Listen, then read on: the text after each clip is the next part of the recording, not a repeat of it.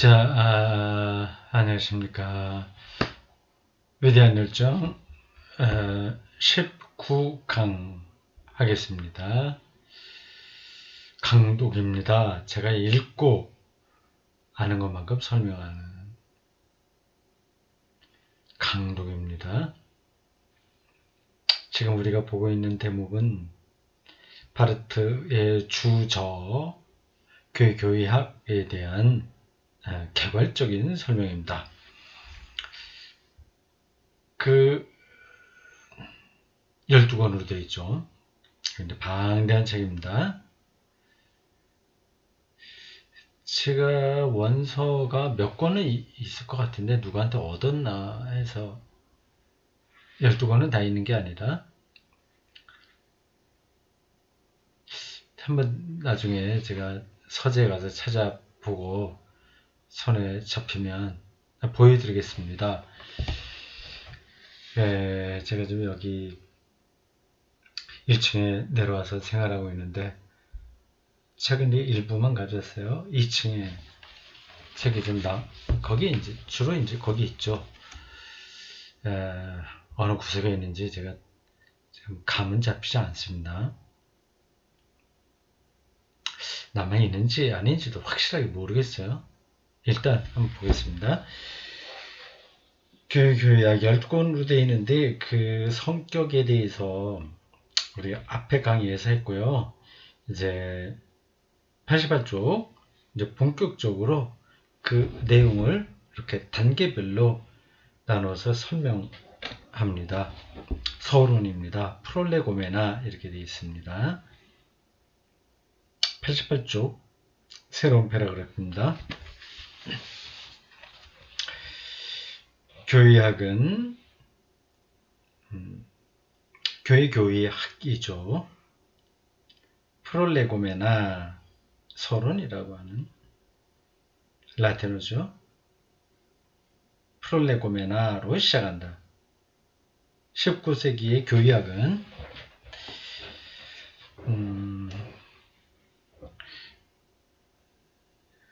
그러니까 바르트의 교의학을 얘기하는 게 아니라 일반적인 교의학을 말하겠죠. 19세기에 일반적으로 도그마틱 이 교의학은 그것을 일반적, 인간적, 그리고 인간적 종교적인 전제들 곧 신앙론을 가능하게 만드는 전제들을 미리 서술하는 것이라고 이해했다.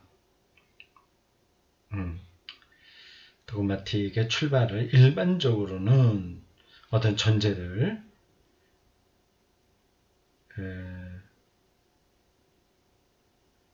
설명하는 거로부터 시작했다고 해요.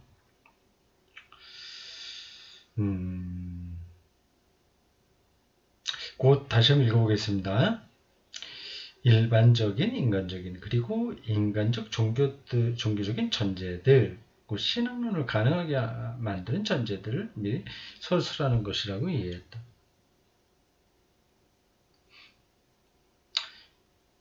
이렇게 인간론부터 시작했다는 거죠. 인간의 종교적 성격, 종교적 특질, 그런 것들을 먼저 이야기하고 그 다음에 창조다, 구원이다, 성화다, 이런 교회학의 주제들을 다뤘다고 합니다. 그건 제가 자세하게 모르겠어요. 딱 정해져 있는 건 아닙니다. 다른 걸로 시작할 수도 있어요. 일반적으로 19세기에는 그랬던 것 같습니다.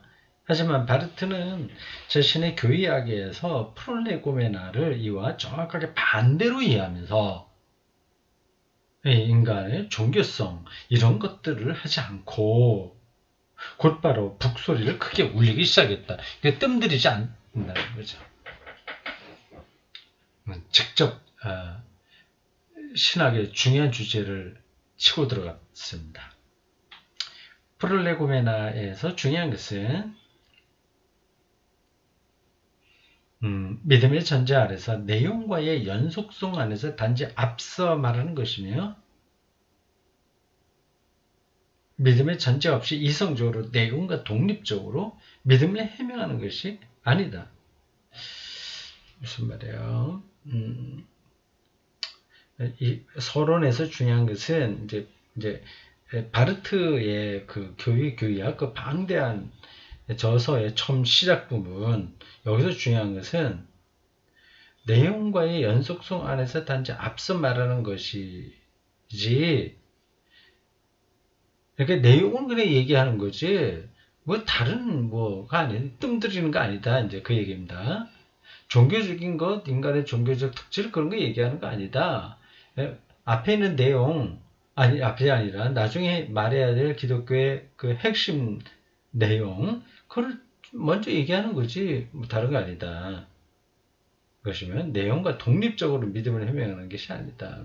믿음의 내용과 상관없이 종교적인 현상인 그 믿음이 어떻게 작동되는지 그거 아니다. 신학은 처음부터 믿음에 기초된 본론으로 시작하지 않으면 언제까지나 서론에 붙들려 머물러 있게 된다.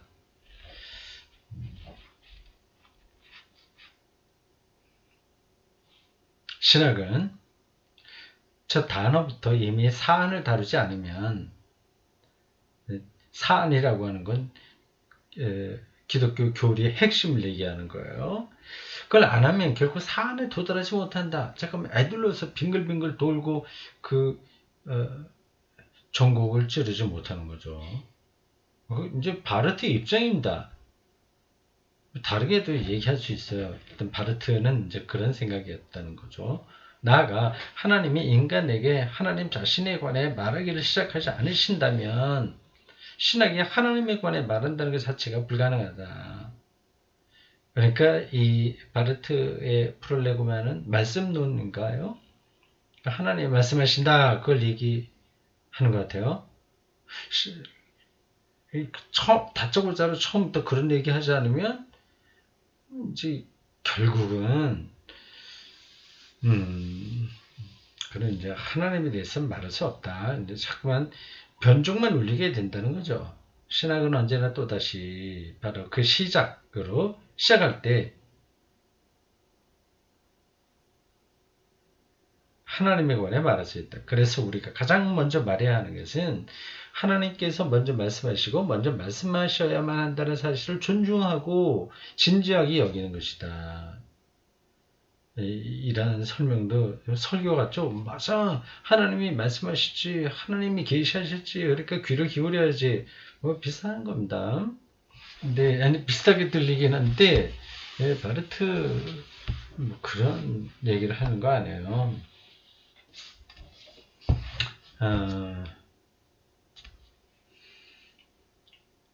좀 더 읽어봅시다.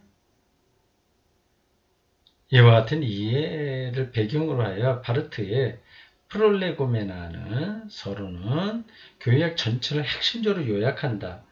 아, 그렇군요.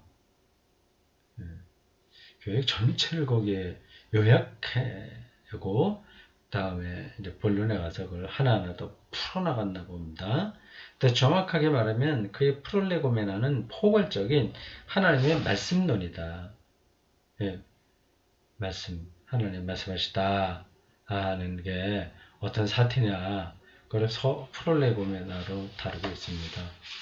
그건 본론을 말하기 위한 뭐 도입 부분 뭐 그게 아니라 아예 처음부터 그 본론과 본 내용과 직접 관계되는 이야기를 하는 거죠. 힘이 있죠. 그러면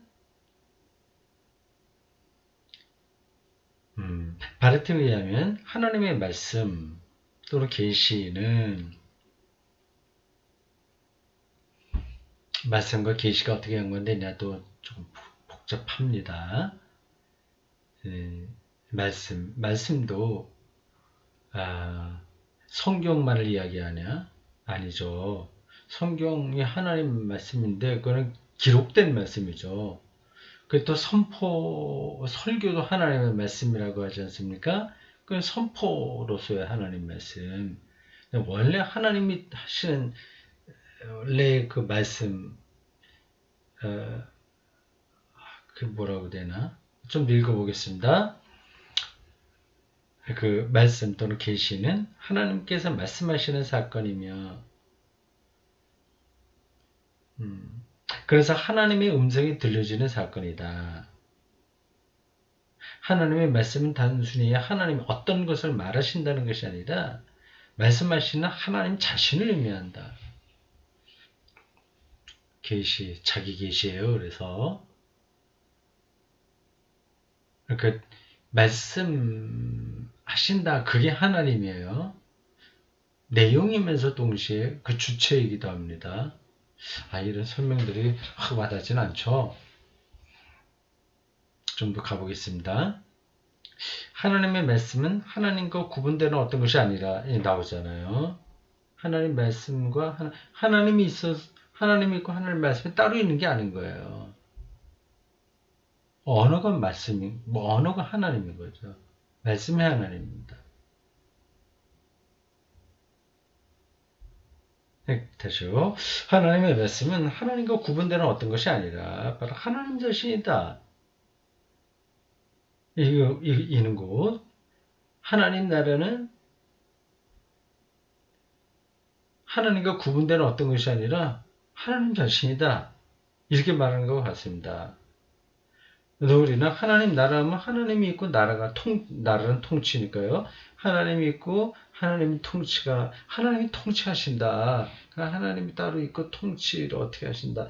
보통 우리가 옛날에 왕이 백성을 다스린다고 할 때 왕은 따로 있잖아요. 그가 어떤 명령을 내려 통치하지 않습니까? 구분되잖아요. 근데 이 성경에서는 그게 구분이 되지 않습니다. 하나님의 통치, 그게 하나님의 통치가. 이게 하나님 나라와 하나님이 같다는 것처럼 하나님 말씀과 하나님과 하나님 말씀이 다른 게 분리되지 않죠. 하나님은 말씀 안에서 자기 자신을 규정하신다. 그래서 우리는 말씀 속에서 하나님 자신과 관계하게 되면 그 하나님은 말씀 속에서 자신을 드러내시는 하나님과 다른 어떤 분이 아니시다. 말씀이 그 따로 있는 게 아니라 그 말씀이 하나님입니다. 이건 생각을 바꿔야지 이해가 돼요. 우리가 보통 인간관계에서 이루어지는 것은 다른 방식입니다. 나아가 하나님의 말씀을 듣는 자, 들을 능력이 있는 자, 들 준비가 되어 있는 자의 현존을 다시요. 그 말씀을 듣는 사람이요. 자의 현존을 전제하지 않고 듣는 자를 발견하게 될 가능성을 열어두는 것도 아니다. 다시요. 왜 이 문제가 확 들어오지 않지? 나아가 하나님의 말씀은 듣는 자, 들을 능력이 있는 자, 들을 준비가 있는 자의 현존을 전제하지 않고 듣는 자를 발견하게 될 가능성을 열어두는 것도 아니다.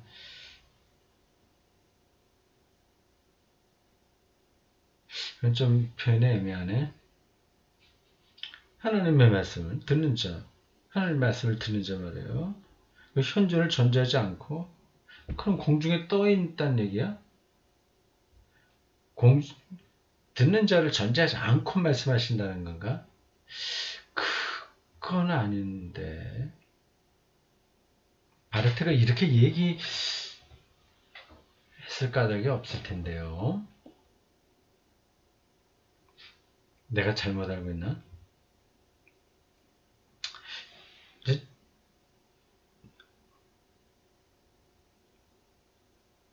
근데 이 번역이 좀 이상해요. 이상하게.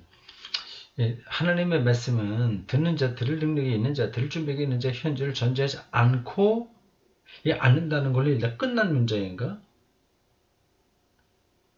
전제하지 않고 듣는 자를 발견하기를 가능성이 열어두는 것도 아니다.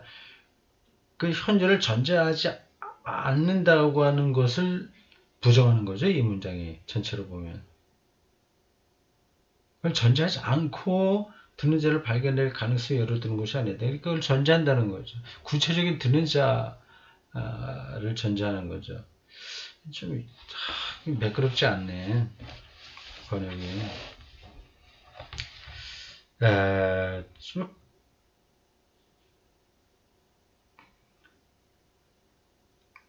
어떤 뜻인지는 알겠습니다. 오히려 하나님의 말씀이 도달하게 될 인간이라는 대상을 창조한다. 계시는 하나님의 말씀이 육신이 되는 것을 의미한다.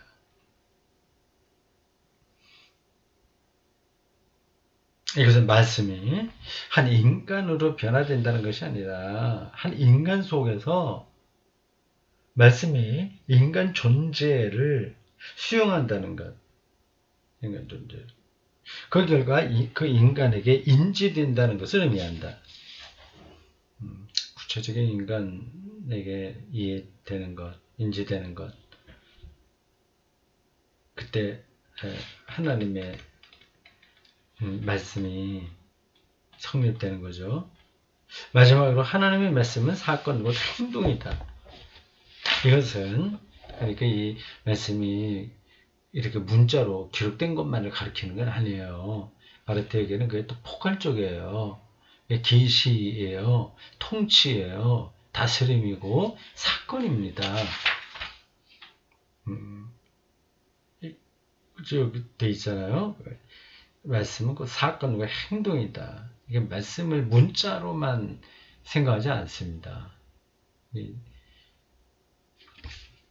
이것은 하나님의 행동이 말씀 없이 일어난다거나 그분의 순수한 말씀의 행동을 통해 보충된다는 것이 아니고 오히려 하나님 말씀 자체가 하나님의 행동이라는 것을 의미한다. 이게 핵심이라는 거죠. 하나님의 말씀 자체가 하나님 행동이다. 하나님 입이 있어서 얘기하는 게 아니라 행동으로 말씀하시는 거죠. 그 결과 말씀을 수용하는 자의 편에서도 들음, 행위, 존재는 분리될 수 없게 된다. 총체적인 인격 존재죠. 바르트는 계속해서 세 가지를 강조한다. 세 가지 강조, 이 프롤레고마에서 중요한 그 요점입니다. 세 가지가 나와요. 첫째, 하나님의 말씀은 우리에게 하나님 자신이 인식될 수 있게 하셨고 지금도 그렇게 하시는 현실성이다. 현실성 또 나오죠? 이 단어가 옛날부터 여러 경우에 강조한 단어입니다. 이게 잘 들어오지 않으면 이런 책 읽기가 불편해져요. 현실성, 영어로 리얼리티입니다. 거의 그럴 겁니다. 여기에 원어를 써놓지 않아서 100% 그렇다 말할 수는 없겠으나 맞을 겁니다. 거의 99% 맞겠죠. 현실성, 영어 리얼리티인데 독일어로 이제 더 의미가 깊죠. 영어 독일어에 해당하는 단어는 레알리테트예요. 리얼리티하고 레알리테트 비슷하죠? 발음이 똑같은 단어입니다. 로마어, 라틴어에서 온 건가? 리얼리티가? 어쨌든 그 리얼리티를 독일어로는 레알리테트 이렇게 씁니다. 근데 이 현실성으로 번역된 독일어는 비르클리카이트예요. 비르클리카이트. 비르켄이라고 하는 동사가 추상명사 된 겁니다. 근데 리얼리티하고 근데 우리나라 말로는 똑같이 이렇게 번역을 하는데 실제라고도 하고 현실성이라고도 하는데 참 쉽지 않은 단어입니다. 네, 독일어 비르클리카이트는 리얼리티보다 훨씬 변증법적 의미가 강합니다. 그냥 정말 참된 거 이걸 이제 리얼리티라고 하거든요. 근데 그 참된 게 늘 고정불변으로 있는 건 아니에요. 그래서 독일어로 비르클가이트는 진리라고 하는 단어에 오히려 가깝습니다. 그 의욕으로만 본다면 이 현실성을 진리 이렇게 번역해놔도 되죠.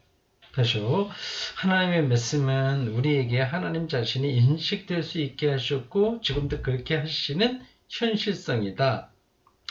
이렇게 되면 이게 무슨 말인지 우리에게 잘 들어오지 않는 거예요. 신학생들이 바르트 책을 읽기 힘든 겁니다. 이 문장에서 그걸 이제 주부하고 술부 문장의 핵심을 분석할 때는 주어, 수로 뭐 이렇게 나가잖아요. 주부와 술부 도 그렇게 하지 않습니까? 그것만 여기서 빼면 이렇습니다. 하나님 말씀은 현실성이다. 요거예요. 하나님의 말씀은 리얼리티다. 하나님의 말씀 das Wort Gottes 하나님 말씀은 Wirklichkeit다. 이게 도대체 무슨 말입니까? 이게 감이 들어와야 감이 잡혀야 이런 책들을 읽을 수 있고요. 이런 책들을 읽어낼 수 있어야 성서를 깊이 있게 이제 읽을 수 있습니다. 이런 신학자들의 책들은 다 성서의 세계에 그 근원을 두고 하기 때문에 이런 책을 통한 충분한 지적이고 영적인 그 지평이 깊어지고 넓어져야 성서 읽기에서도 이제 깊이로 들어갈 수 있는 거죠. 근데 이런 게 이제 이렇게 한 번, 두 번 이제 설명 들어갖고 해결되진 않죠. 다시요. 1번 이게 바르트가 이 프롤레고메나에서 요점을 세 가지로 정리. 바르트의 말을 이제 부시가 세 가지 요점으로 정리하는 겁니다. 근데 첫 번째가 하나님의 말씀은 현실성이다 이렇게 얘기한 거예요.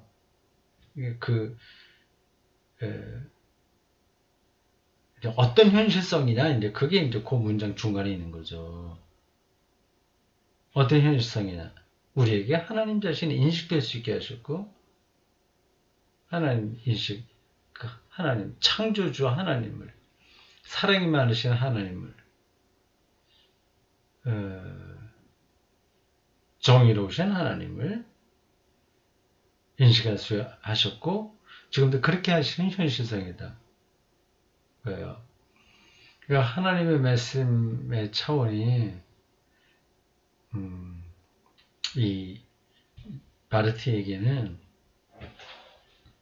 상당히 복합적입니다. 복합적이라는 말로 다 끝날 수 있겠나? 하여튼 됐어요. 이 첫째 문장만 갖고도 우리가 사실은 할 얘기가 많습니다. 현실성에 대한 이야기를 더 해야 되죠. 하나님이 인식될 수 있고 지금도 그렇게 인식하게 하신다고 하는 게 뭔가 그리고 이 현실성 이 현재 성경하고 또 어떻게 연관되는가 두루두루 그런 생각해야 될 내용들이 있습니다. 이제 그 다음에 설명을 하네요. 이 현실성은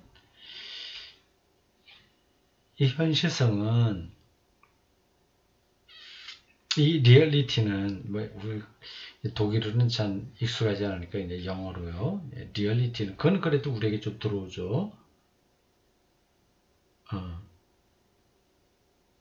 이게 근데 잘 들어오지 않는 이유가 리얼리티가 뭐냐 하는 논의가 너무 복잡하잖아요.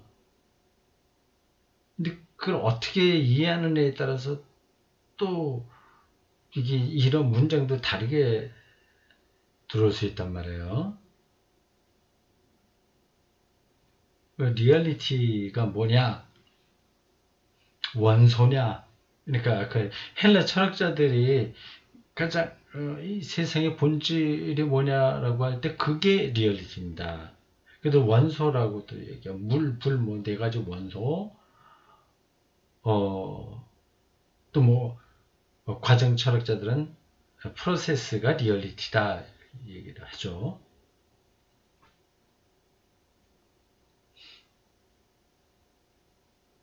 많은 이야기들이 여기에 연결되어 있습니다. 이 현실성은 예수 그리스도의 구체적인 역사다. 이 말도 그렇게 간단한 건 아니잖아요. 예수 그리스도의 구체적인 역사, 그게 현실성이다.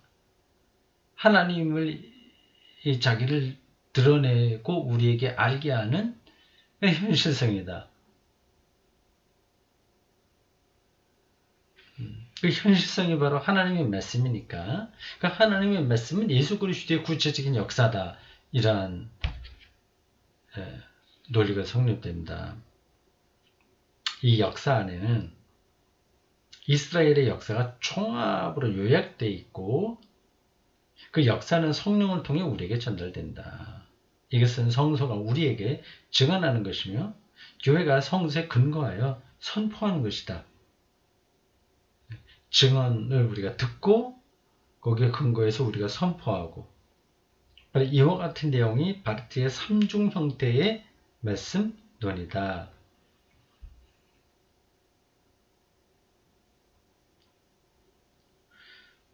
3중 형태의 말씀론. 이것도 아마 석사학위 논문, 박사학위 논문으로도 제법 나왔을 만한 주제입니다. 바르트의 3중 형태 말씀론. 3중, 여기서 3중이 뭐죠? 증언, 성서 증언으로서의 말씀, 선포로서의 말씀, 또 뭐예요? 현실성으로서의 말씀? 이렇게 봐야 되나? 그거 말고 조금 더 잘 되어 있는 게 있는데,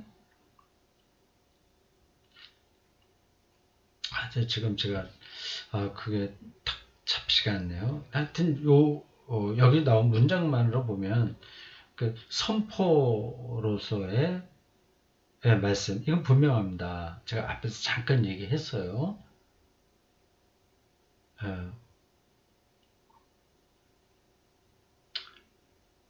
설교, 이게 그러니까 하나님 말씀입니다. 바르트에게는. 3중 형태의 하나예요. 그리고 문자로서의 성경은 증언이죠. 기록된 말씀입니다. 이 두 개는 확실한데 하나는 이게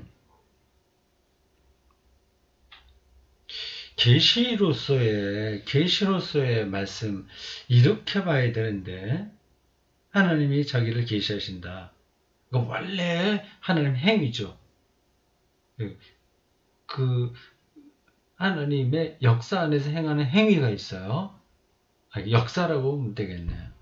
그렇게 정리할 수 있겠네요. 역사로서의 말씀, 다음에 증언으로서의 말씀, 다음에 선포로서의 말씀.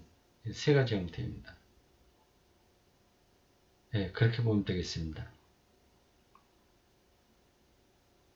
따라서 하나님의 말씀 혹은 계시는 어떤 이념이 아니다. 예를 들어 증언되고 선포된 내용 속에서 우리가 때로는 모범적으로 예시되었다고 생각하지만 그러나 항상 단지 부분적으로만 실현되었다고 여기게 되는 어떤 이념이 아니다.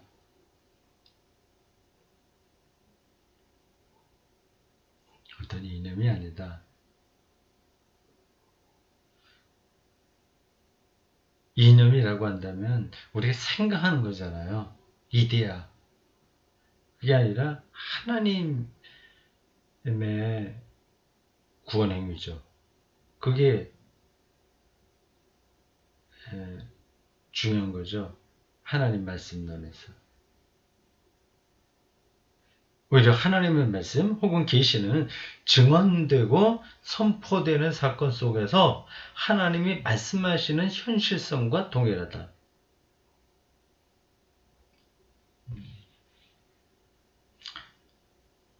지금 읽은 요 문장, 이게 이해되는 분이 있다면 신학적으로 상당한 실력이 있는 분입니다. 신대원 다니는 학생들은 물론 모를 거고요. 대다수가 일반 대학 졸업하고 신대원 들어간 학생들, 신학 석사 과정 신대원도 졸업하고 그다음에 신학 석사 들어가는 학생들도 이 한 문장을 A4 용지 5장으로 주석해 보시오, 이런 문제 내면 선뜻 풀 만한 학생들 찾기 힘들 겁니다.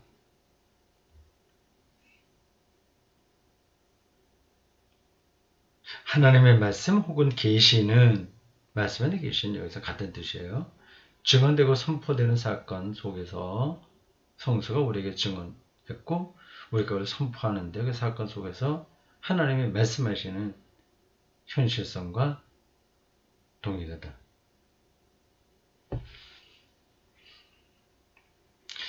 말씀하시는 현실성, 이거를 어떻게 따라잡겠어요? 아니, 시적인 건데 표현이 철학이죠.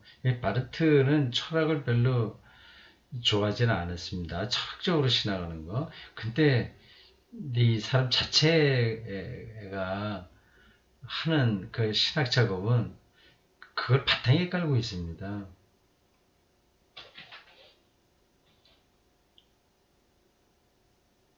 하나님이 말씀하시는 현실성.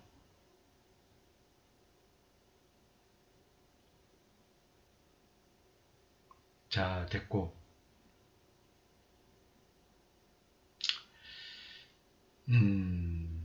이때야 어떤 이념이 아니라 하나님의 현실성, 말씀하시는 현실성, 구원의 현실성이죠.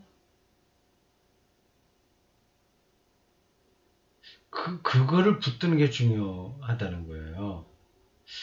이게 딱 들어맞는 설명인가? 예, 좀 더 가보겠습니다. 따라서 우리의 하나님 인식이 가능해지는 것은 오직 우리가 그분을 실제로 인식할 때다.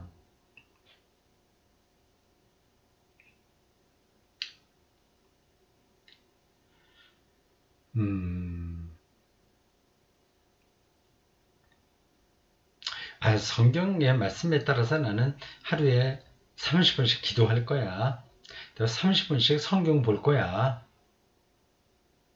내가 헌금을 어떻게 드릴 거야. 이게 하나님 경험이 아니라는 겁니다. 그건 그 이념이에요. 이념. 이데아예요. 자기의 생각이에요. 그 성경에 나오는 거라고 하더라도 이데아입니다. 근데 그걸로 하나님 인식이 이루어졌다? 말할 수가 없는 거예요.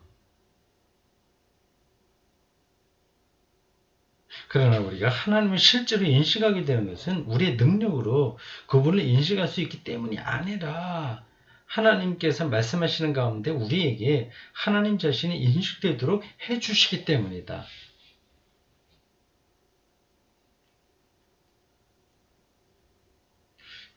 여기서는 우리가 인식하는 거하고 우리를 인식하게 하시는 그분과의 그 관계를 잘 파악해야 이런 말들이 이해가 됩니다.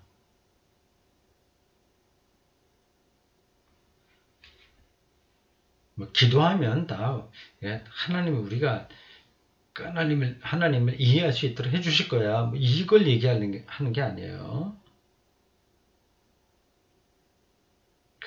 우리 하나님 인식의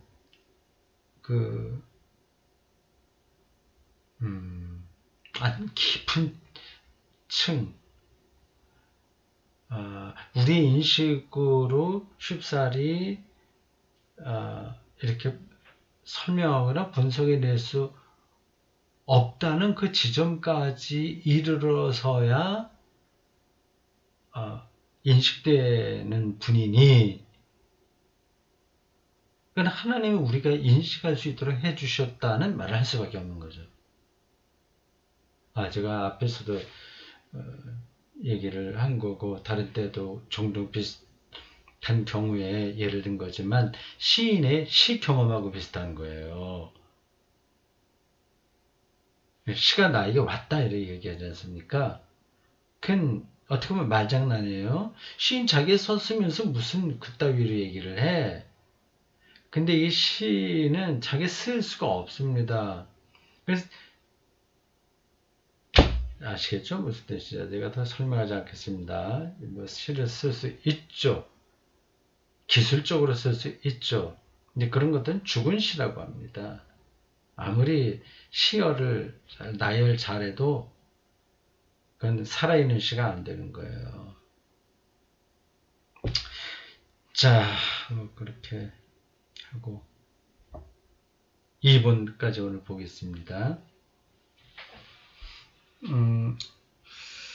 세 가지를 바르트가 강조한다고 그랬는데, 첫 번째는 이제 하나님 말씀이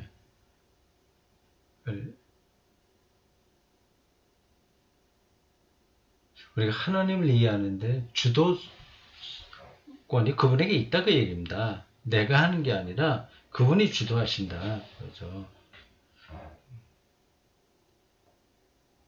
2번. 그러므로 두 번째요. 하나님의 말씀은 인간 그 자체가 하나님의 인식할 가능성을 지닌다는 주장에 대한 항변이다.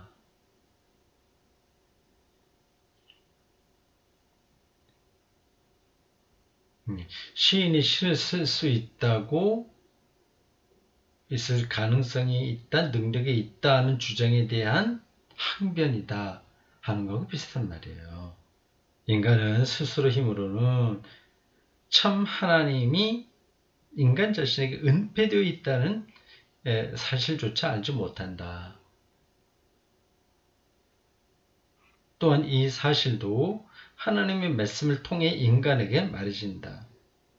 이런 한에서 하나님은 인용한 문장입니다. 자신을 계시하시는 동시에 자신을 은폐시킨다라고 말할 수 있다.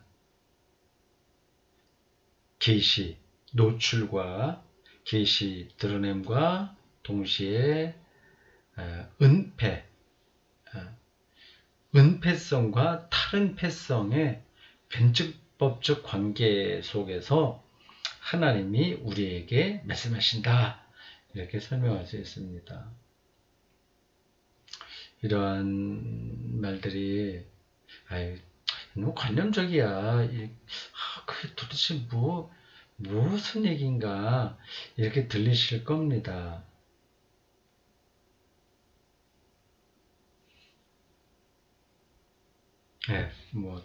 차근차근히 잠깐만 들어보십시오. 그러면 신학의 새로운 세계가 바르트 신학이죠. 바르트만 우리가 이해하는 게 아니라 바르트를 통해서 신학 전체를 맛을 본다 이렇게 할 수 있습니다. 이 멋진 표현이잖아요. 일단은 이해가 되든 안 되든 멋진 표현이죠. 하나님은 자신을 계시하시는 동시에 은폐시킨다. 보세요. 한 가지 예만 들고 이제 지나가겠습니다. 예수의 십자가 죽음이 우리를 죄에서 용서 받게 한 근원이다. 그렇게 말하지 않습니까? 그래서 십자가가 그건 정말 억울한 죽음인데 그 어떻게 인류의 구원의 유일한 길이라고 말할 수 있습니까? 근데 은폐되어 있는 거예요. 아직까지. 동시에 또 드러나기도 하고 같이 있습니다. 따지고 보면 하나님이 창조한 세계 전체가 은폐와 노출, 계시, 탈은폐, 이 변종법적 긴장관계에 있습니다. 물리학도 그렇잖아요. 이렇게 다 알아요? 숨어있죠. 그건 은폐라고 그럽니다. 이 세계 사물 돌아가는 거 우리가 다 알아요? 우주에 뭐 이것저것 우리가 뭐 지금 뭐 우주 물리학에 대해서 좀 알긴 알지만 알아봐야 얼마나 합니까? 숨어있죠? 지금 인터넷도 하는데 인터넷 이게 한 100년 전만 하더라도 은폐되어 있었던 거죠. 이 현상들이요. 근데 지금은 많이 드러났어요. 계시예요. 근데 아직까지도 다 드러난 겁니까? 아직까지 아니지. 지금 이제 다 드러났습니까? 물리의 세계가 아니거든요. 세계가 계속 그래 숨어 있습니다.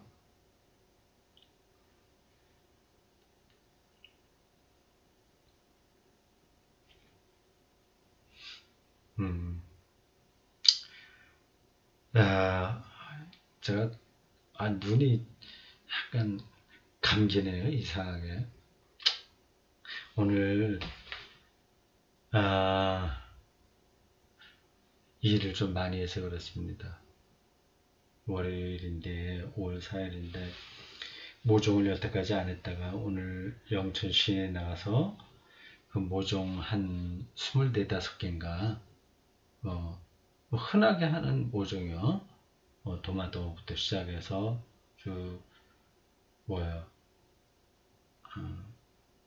호박까지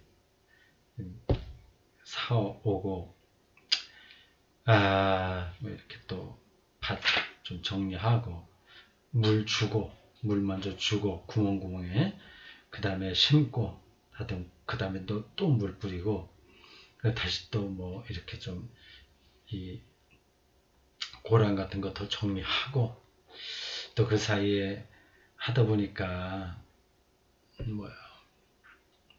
대나무 뿌리가 또 몇 군데 이렇게 밑에 땅에서 나와서 그 곡괭이로 내려쳐서 잘라내고 그래서 그런지 육체노동을 해서 약간 피곤한 그런 상태인 것 같습니다. 눈이 좀 감겨요. 이제 빨리 끝내야 되겠습니다. 벌써 42분 지나 끝날 때가 됐군요. 됐습니다. 하나님의 은폐와 계시는 서로 분리되는 두 국면이 아니다. 같이 연결되어 있어요. 이 세계 자체가 은폐와 계시에 같이 연결되어 있습니다. 하나님은 바로 자신의 계시 안에 은폐되신다. 드러내면서 숨는다. 그렇지 않다면 계시는 바르테가 강조하는 것처럼 하나님의 계시가 아닐 것이다. 다 안다고 생각하면 그건 하나님의 계시가 아닌 거예요. 다시 말해 하나님의 은폐 되신 것은 인간적 인식의 불충분성 때문이 아니다. 그런 경우라면 인식의 불충분성은 부분적으로 계시를 통해 수정될 것이다. 오히려 하나님의 은폐성은 숨어 있는 거예요. 만약 인간이 하나님과의 만남 안에서 정말로 하나님과 관계를 맺게 된다면 그것은 오직 하나님의 가능성이며 앞으로도 그럴 뿐이라는 사실을 근거한다. 정말 참 묘하게 설명하네. 근데 매력적입니다. 이걸 오늘 여기까지만 해야 되겠어요. 바르트 신학이 얼마나 매력적인지 그걸 아는 사람들은 알 텐데 이렇게 이해되는 하나님의 은폐성이 없다면 인간은 계시 속에서 실제로 하나님과 관계를 맺지 못하다.